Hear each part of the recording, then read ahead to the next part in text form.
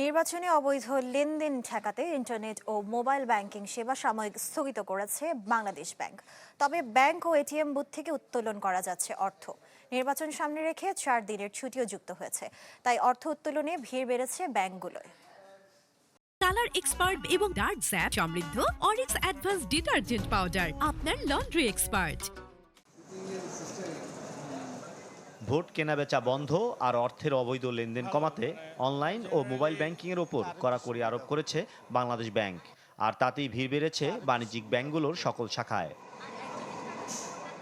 নির্বাচনের আগে লেনদেনের লাগাম টানা, সাথে যুক্ত মোট 4 দিনের ছুটি, সব মিলিয়ে চাপে ব্যাংকপাড়া।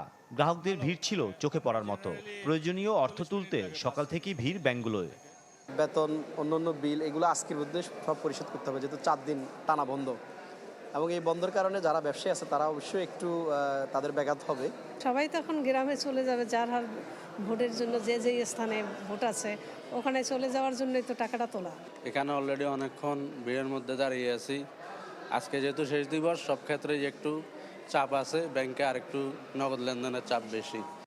কেন্দ্রীয় ব্যাংক বলছে সতর্কতা হিসেবে লেনদেন সীমিত করার পদক্ষেপ নেওয়া হয়েছে। নির্বাচন শেষে সময় মতো আবারও তা চালু হবে। পার্সন টু পার্সন, ব্যক্তি থেকে ব্যক্তির এমএফএস অ্যাকাউন্টে দৈনিক 10টি এরকম সেন্ড মানি করা যাবে এবং সেটা কোনোটাই 1000 টাকার উপরে হবে না, লিমিটেড পর্যায়ে হবে। যার ফলে আমার মনে হচ্ছে যে এইভাবে এই লিমিটেশনের মাধ্যমে কালো টাকার প্রয়োগ ব্যবহারটা এবং নির্বাচনের প্রভাবিত করাটা প্রতিহত করা সম্ভব হবে। ব্যাংকিং কার্যক্রম বন্ধ থাকলেও এই সময় টাকা উত্তোলন করা যাবে এটিএম বুথে।